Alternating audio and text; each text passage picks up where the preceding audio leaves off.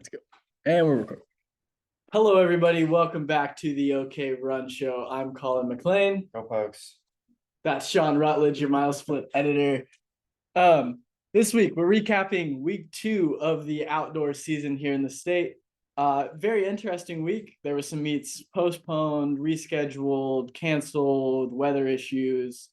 Finding results was, to say the least, fun. Mm-hmm. So send your results into mile split, guys. So it makes our job a little bit easier. Mm-hmm. So starting out, kicking us off, sprint hurdle performances, the notable ones that we could find. Mind you, that we could find, we're probably missing some. That might be the theme this episode, is that we are missing some big results.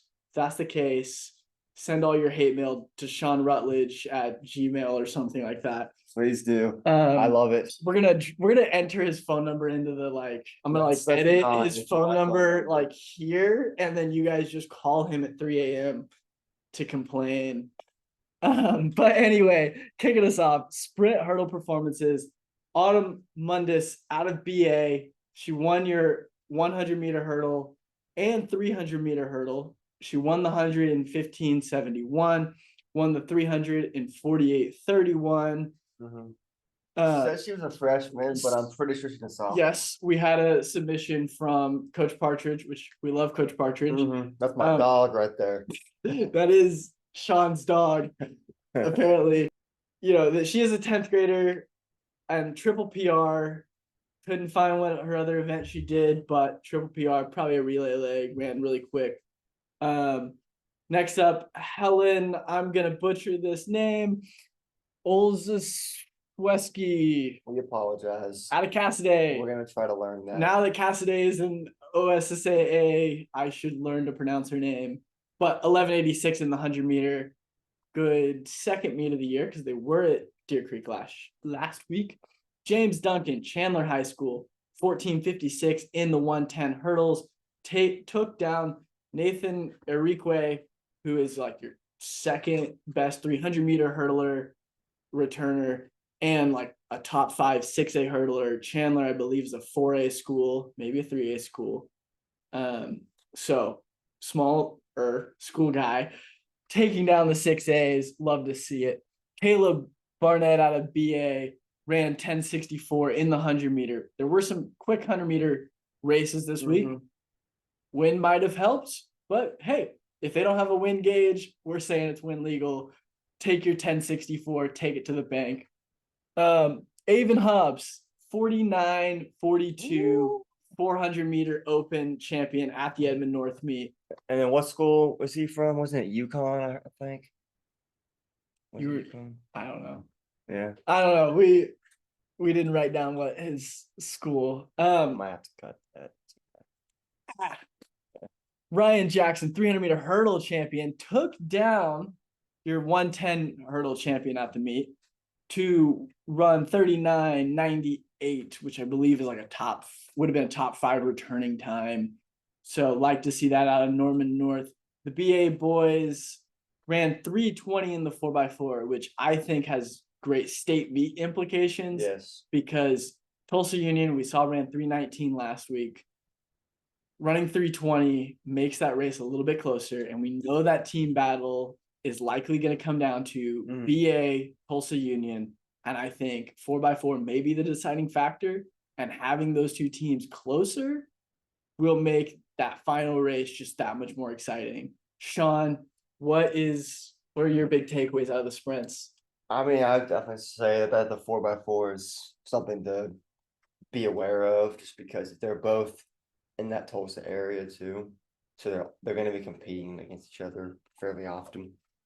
So we'll get to see a lot of Broken Arrow and Union showdowns. Now, a lot of times, sometimes they don't put in their A team, so then that can it can be tough to actually tell. So a lot of times what happens is schools don't even put in their people until state. A lot of these bigger 6A schools, I mean, because I saw it when I was in high school. We wouldn't even put in our guys until state. We won't even run our guys at regionals half the time because they're going to make state with our B team. When you have a 6A school like Union or BA, where they probably have 10 dudes that can run 50, 51, 49, 48. So I know Union's technically off of 4x4 got 4 guys that can run sub 50. Mm-hmm. Probably have a couple 48s in there this season. It's just, and so does, I mean, you got BA who probably does too. So that's something I'm really interested in to see like what their final 4x4 teams will be and what they choose to bring out. Especially when a lot of those guys are on the 4x1s and the 4x2s. Yeah, So I that think was for me the big thing. Yeah, I think a lot of coaches, especially these early season meets, we are still like 6-8 weeks away from state, Yeah. 6 weeks out from state. Mm. So I think a lot of coaches are kind of like, all right, we have these guys, some of them coming out of like basketball season, some spent the winter with us in off season. They're trying to figure out kind of who's where right now. Maybe a guy needs a couple more weeks before he's really ready to run the 4x4, run the 4x1. Also, some of these early season meets, do they really care about winning them? Not really. They also some gamesmanship of like, I don't want to show my full hand quite yet. Yeah. So there's certainly some gamesmanship, but I still do think 320, A squad, B squad, I don't care. It's very good performance. For sure. And I think, seeing a 3-17 performance at state, I think it'll take probably 316 to win. I have a fun little prediction here. Do we know what the best time in that is? It's like 3:15. I do not know the state record. I think it would maybe be in that area. I don't imagine it being much faster than that. Like 3:15. I think it could. I bet it's probably 48.5 average, which would be running second and a half of under. So 6 seconds under 3:14. So what I'm wondering is if it's possible if we see that kind of get. That would be. I think it'd be crazy. A team get close. I think someone may get close. I mean, look. I mean, we've had Union run 3:19. Yes. The first outdoor meet of the year. If on state it's a good day. Could it happen? And if it's the Ryan Jackson 300-meter hurdle champion took down your 110 hurdle champion at the meet to run 39.98, which I believe is like would have been a top 5 returning time. So like to see that out of Norman North. The BA boys ran 3:20 in the 4x4, which I think has great state meet implications. Yes. Because Tulsa Union, we saw ran 3:19 last week. Running 3:20 makes that race a little bit closer. And we know that team battle is likely going to come down to BA, Tulsa Union. And I think 4x4 may be the deciding factor. And having those two teams closer will make that final race just that much more exciting. Shawn, what are your big takeaways out of the sprints? I mean, I would definitely say that the 4x4 is something to be aware of just because they're both in that Tulsa area too. So they're going to be competing against each other fairly often. So we'll get to see a lot of Broken Arrow and Union showdowns. Now, a lot of times, sometimes they don't put in their A team. So then that can kind of, it can be tough to actually tell. So a lot of times what happens is schools don't even put in their people until state. Like a lot of these bigger 6A schools, I mean, because I saw it when I was in high school, we wouldn't even like put in our guys until state. We won't even run our guys at regionals half the time because they're going to make state with our B team.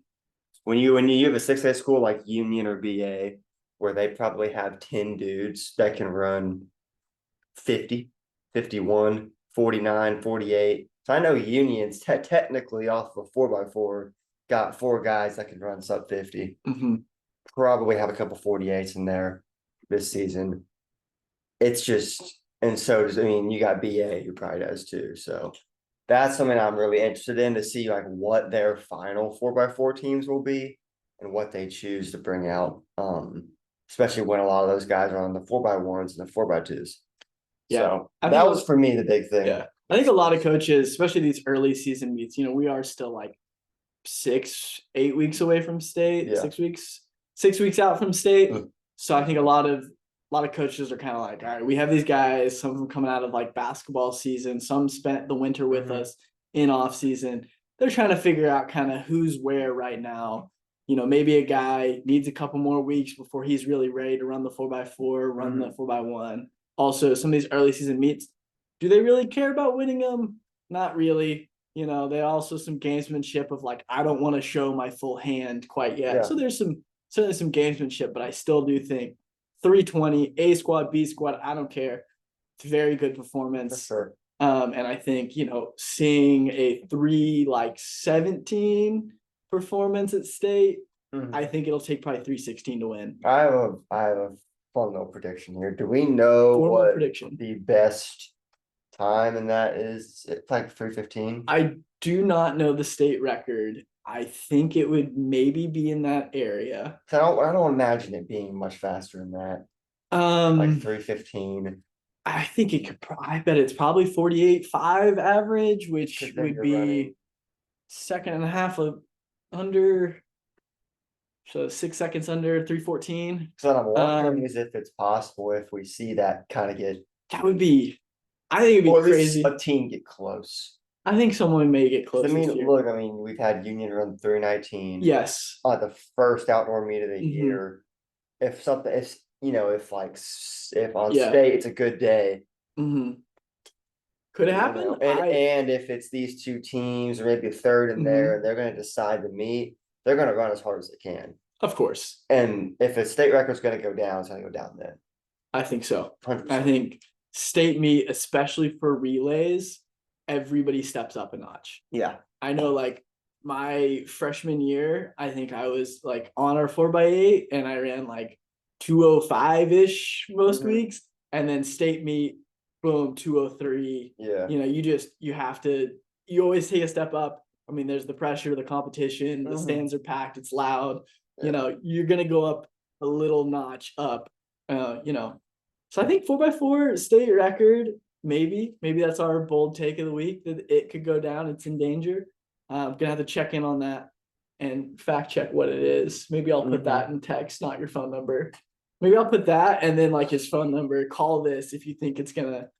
If they're gonna break the record. If you don't think it, leave your best Wookiee impression. Shawn would love to hear it. Oh yeah. Anyway, moving on to the field events.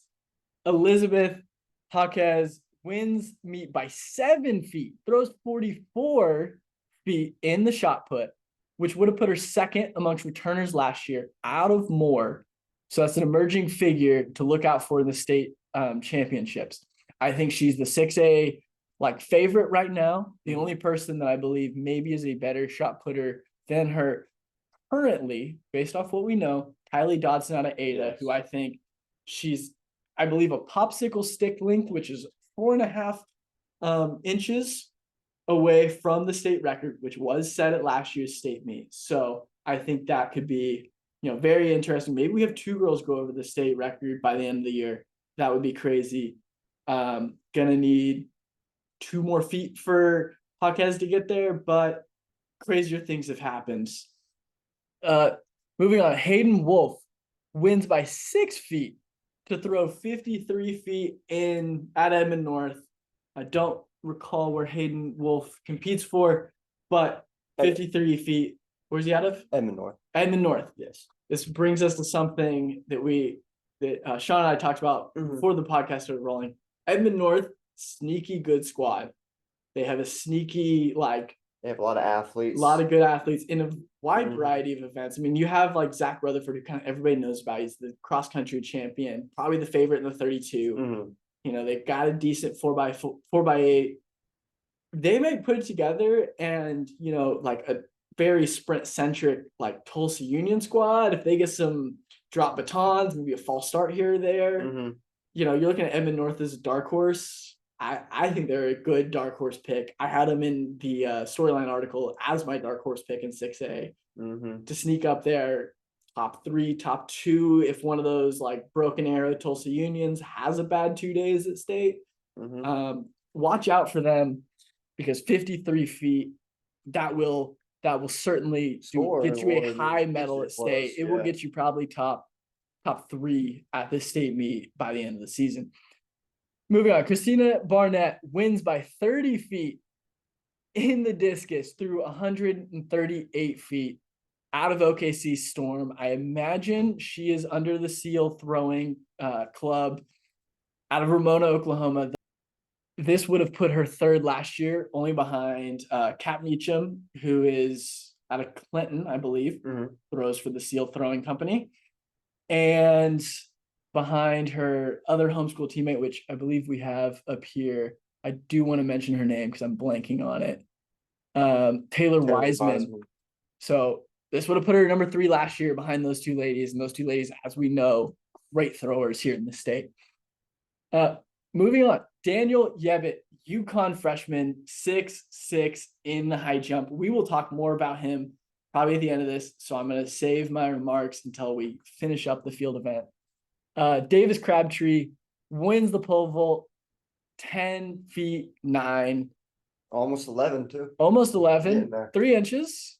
That's close. Reese Qualls, Edmond North, and Cooper Wakley both jumped 14.6. Qualls to tell you, I made Shawn laugh unintentionally, and we're leaving this in. Bartlesville 1-2 in the long jump on the girls' side, 18.9, 18.7. I don't get what was funny, but I think I have a little bit of a guess of what he found funny about that statement. We're good. Lock it. All right, lock in, boys and girls. We got to get through this. BA 1-2 in the high jump. That's not correct. That should be long jump, because if you're high jumping 22 feet, I want whatever you're on. I don't know what it is, what your training is. Listen, what secret nowadays, sauce you're drinking. These kids nowadays, if you can high jump, I've seen it with my own eyes. You've seen jump 20. Okay, whoever you are, I want to talk. I want to be your manager. Pay me 10% of whatever you make in your career. You are going to be a circus act.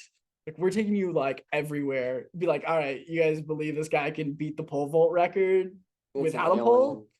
But anyway, BA 1-2 in the long jump, 22.10, 21.05. Some good marks there.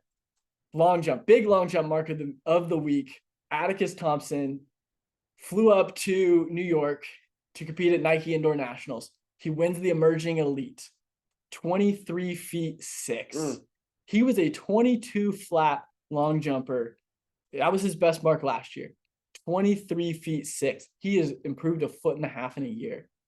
This kid, like, I think Clinton is 5A, maybe 4A. Possibly, I think right now he stands as the best long jumper in the state. Yeah, with that mark. With 23.6. Yes, won the emerging elite. The way I found this result is hilarious. I'm Facebook friends with, I think, the Clinton track and field coach, Troy Rayner. And he posted this and was like, do you guys remember the last time a Clinton high schooler jumped 23 feet? And I think it was in like the 80s. He's like, it's been 40 years since someone's jumped this far. Atticus Thompson, guy to look out for in the field events. But that's our field events. Shawn, what's your takeaways? Daniel Yebit, I believe. I apologize if I didn't pronounce your last name right. I think that is, I heard from one of our friends that was there that he doesn't even have like the correct form yet. No, I saw the video. Yeah. And he's a freshman, it makes sense. So that's something to definitely look out for, not only this year, but for future years as well. Freshman. I mean, you know, if he's jumping 6'6", like I remember at Union when I was there, our best jumper, who was one of the better ones in the state, jumped 6'6" when he's a senior. And he's doing well in college, doing it. I mean, 6'6", apologize, is a very impressive mark. To do that this early on at 14, 15 years old, and you don't even know how to like jump correctly, that's crazy. Crazy. Yeah, I imagine that leads all freshmen in the nation. I didn't look. I know 6'10" was guy out of Holland Hall. Now I'm blanking on his name too. He jumped 6'10" last year.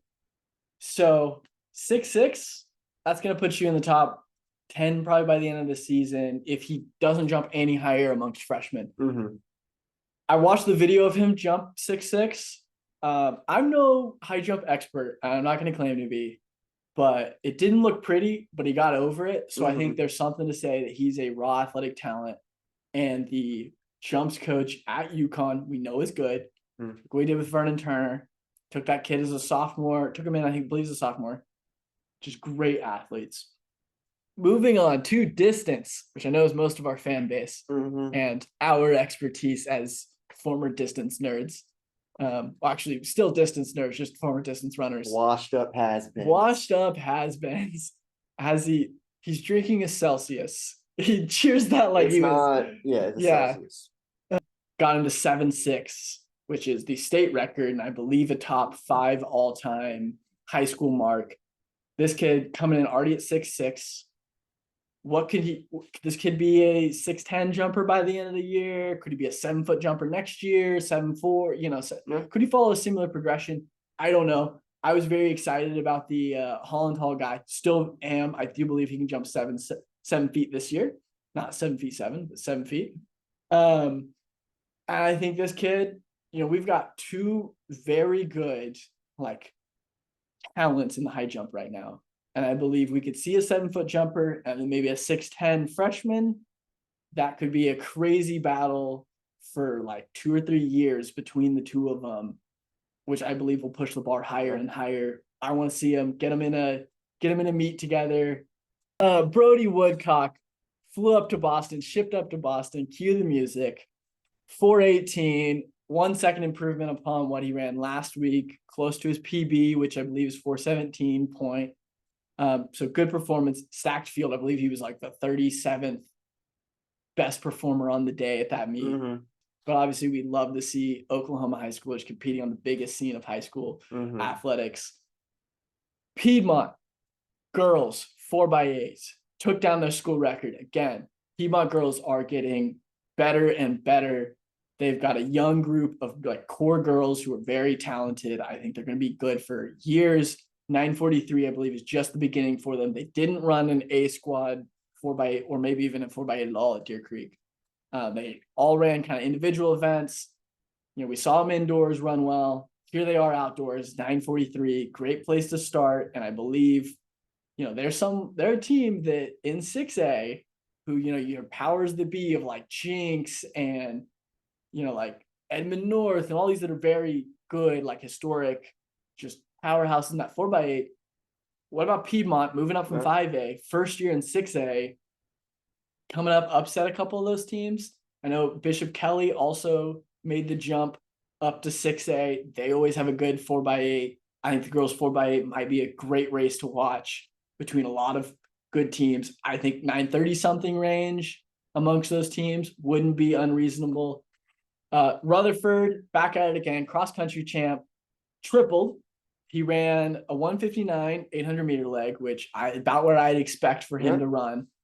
Not as known as a speed guy, but obviously he's got to have something if you see his other races.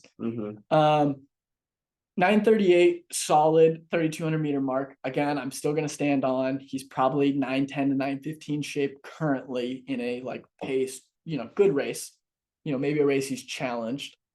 And then a tactical 4:28 victory, which I like to see that because, at the state meet against a guy like Brody Woodcock, he's not going to be able to just take it out and break him. I think, winning some tactical races is great. Also, shout out to the guy I'm going to start dubbing Mr. Second Place, Rowan Myers out of, I believe it's Lincoln Christian. He's having a great year. He was second place behind Trey Baker, and then second place in the 3,200 last week, second place in another good race this week. I love that. He's always in the big races. I don't care what they say. Getting second place is incredibly impressive. So do not feel horrible about yourself if you lose, because getting second place in any race is I want to make a joke, but I'm not going to. Gentry Turner, 5:02, dominant win. I believe how much did she win by? Close to 20 seconds. I mean, it might have been a little less, but it was. I mean, it had to have been. Big obviously, gap. We're not there, so we can't really fully tell. I just see the results. I think Gwyneth Myers out of Bishop Kelly was like 520-ish, maybe a little under. Mhm. So I mean, it's a fairly significant win. So And then not only did she win the mile, but earlier in the day, she won the 3,200 meter in a stacked field. You had Morgan Kirkland, you had Natalie Dugan, and she won 10:52, which I believe is the state lead currently. And I believe Gentry Turner is someone that, like, based off of like cross season, I think she had an okay cross season. no, And then she really like is popping right now. Like her indoor, she ran equivalent of like 10:30 in the 3,200 meter. She ran I believe 5:02 as well indoors. So like I think she's someone that like is closing the gap on Bella Nelson, who is like right now has the throne as top 6A like girl distance runner right now across everything. She's a 209 800 girl cross country champ. I think Gentry Turner has taken a step up, and now she's nipping at the heels of Bella Nelson, who we are yet to see race. But the Jinx meet got canceled. Bella Nelson's out of Owasso. Could imagine that may have been when she planned to open her season. So we may get to see her this week at Tulsa Union, which we're looking forward to. Joshua Ramage out of Southmore, 157 W in the 800 meters. Love to see it. That's a 157 right now. Probably get down to like 155, 156 by the end of the year. That'll put you in like big medal contention, so top 4, top 3. But you do have guys like Noah Thayer, Colton, what's his name? Colton Bennett out of Westmore. I don't think he's raced yet. So we haven't really got to see those guys race quite yet. So we like to see what kind of fitness they're in. But 157 is a great way to start your season. And then Milana USD. Thank you. Bishop Kelly, 217.7 to win that girls 800 meter at the Edmond North meet. Shawn, distance takeaways, give it to us. I would say Joshua Ramage, once again, sorry if I pronounced your name wrong, man.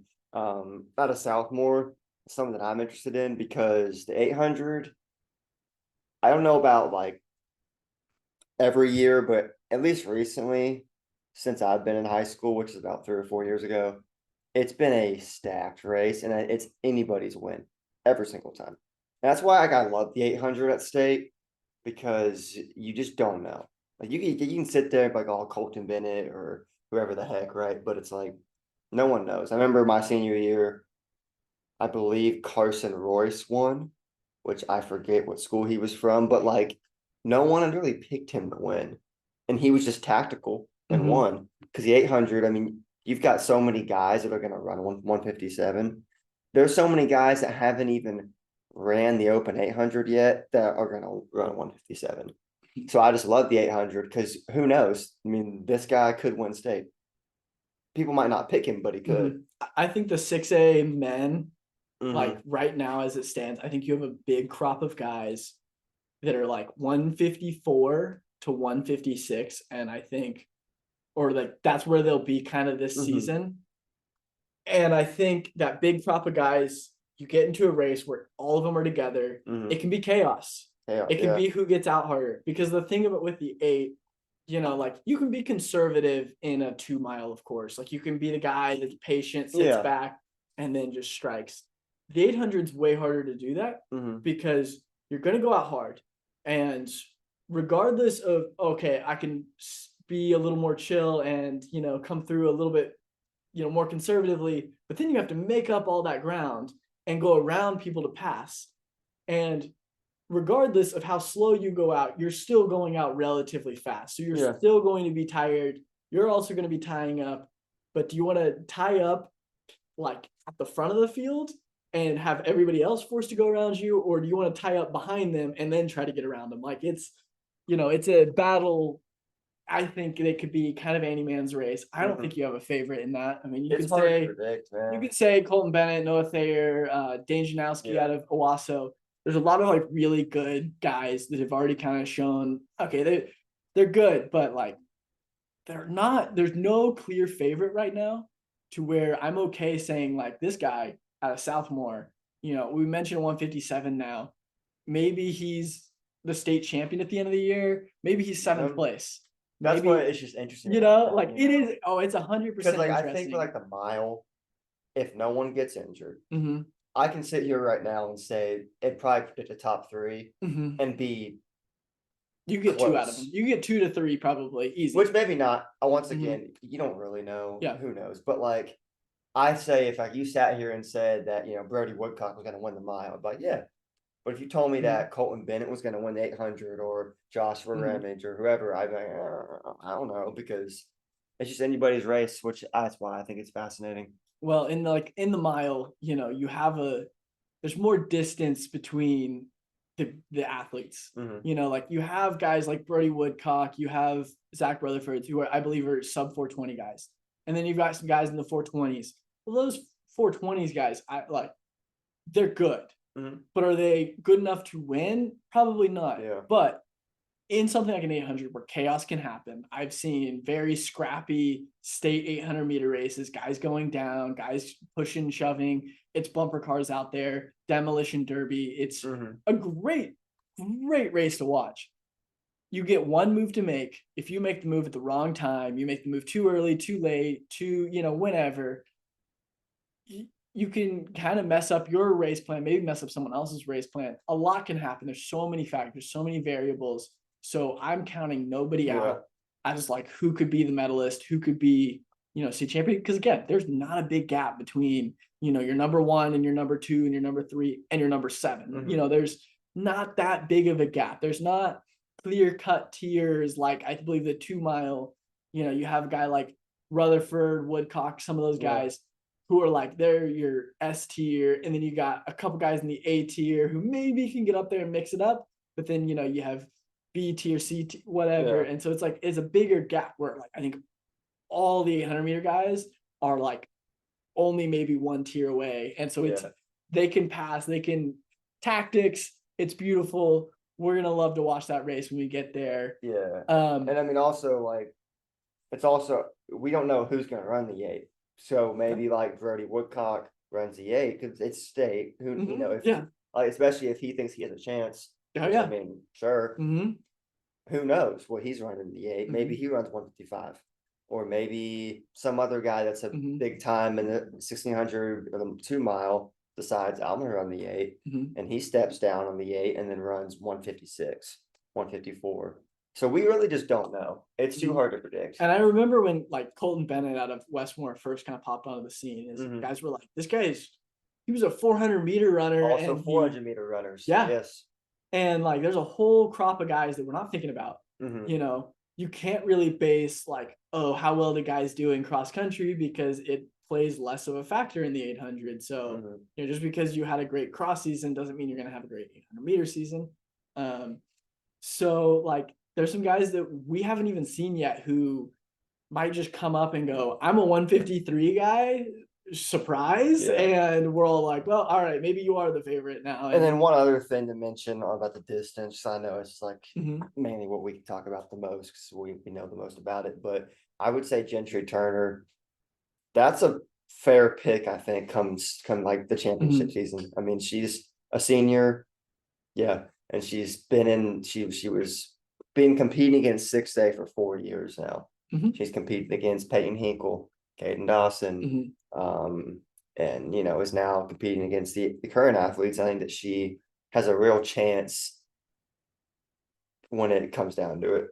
I believe so, and I think one of the storylines that I wrote about is, can somebody dethrone Bella Nelson as the like hands down queen of Oklahoma high school distance running, at least at the current state?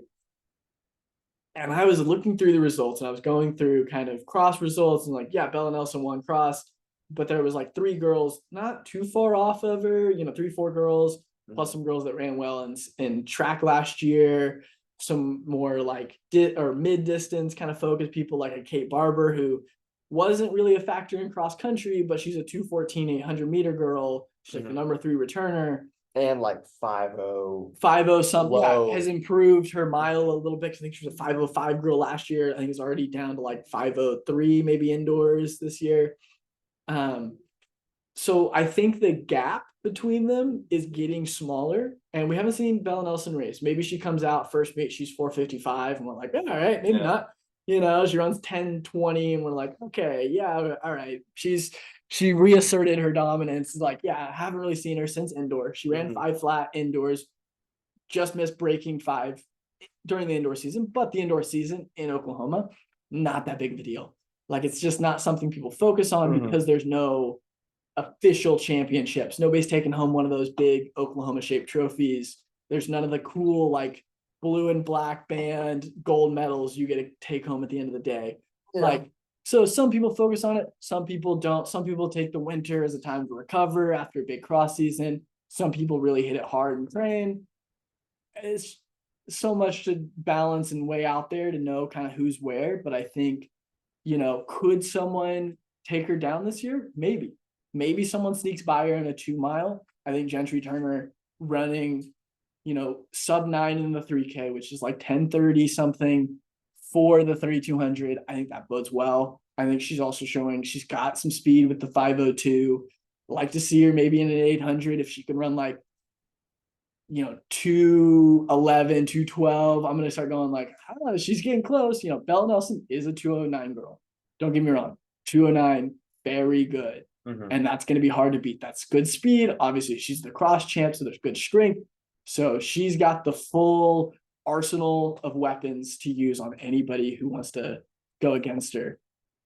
Anyway, Shawn, close us out. What else do we got? I mean, like the team champion. I mean, the team that won. I think Broken Arrow at Edmond North, 142 in the boys total points. I think they beat Edmond North by about 40, 50 points. I know at Holland Hall, the results were messed up on athletic.net. They did not win by like 200 points. I think they won more like 50, 40, maybe less even. And the BA girls also won with 109 points. So Broken Arrows had quite a start to their season. We already kind of touched on that BA Union third team. It's hard to predict team scores. I would argue it's harder to predict team scores than it is to predict, like individual athlete scores. Because the state meet is so much different. There's when you have so everybody there. It's like, take it from a guy from Union, like, a lot of stuff can go wrong. Yeah, and regular season, if you have a big team and you're scoring an event that you may not even have athletes qualify for at state. Yeah. Maybe Broken Arrow is picking up a lot of points in the discus, and they may not have a single discus qualifier to state. Exactly. And so that, like there's and the quality of athletes, kids aren't going to score like at this meet or whatever meet. Maybe a guy from, I don't know, BA gets first in discus, which I'm just kind of talking in my butt. I don't know. But like, at state, maybe that guy's 6. Yeah. And they don't get those points. Right. So that's what makes state so interesting because you can have this really good squad. But then if they don't perform at state or just the quality of athletes at state, that's why like a team like Edmond North we were talking about has a real shot, we think, because they have athletes in multiple areas that have a good chance to perform well at state. And if all those athletes hit their marks or exceed their marks, they have a real shot. So that's my touch on all that. But all right. So to close out, Shawn and I will be going to a meet this week, and this podcast will be released before. So be sure to come say hello to us at Tulsa Union, at this man's former stomping grounds. So it'll be a wild time. Home field is go Union. Wait, well, Union Redhawks. Now we can't say what they used to be called, but the Union Redhawks. Okay, I didn't know what they. They had to change the mascot. So okay, but yeah, that's it for this week. Thank you guys for listening, and be sure to check us out next week. I believe later this week we're gonna try to get Daniel Yebit. He won the fan vote poll this week, and another dominating performance in the fan vote poll seems to be the theme. Wins it. I think he got 50% of the overall votes. Yeah. So we're definitely gonna be reaching out to him probably later today to see if I can get him to talk kind of long form. So look out for possibly that, or maybe someone else if he declines. So yeah, thank you guys. We'll see you next time.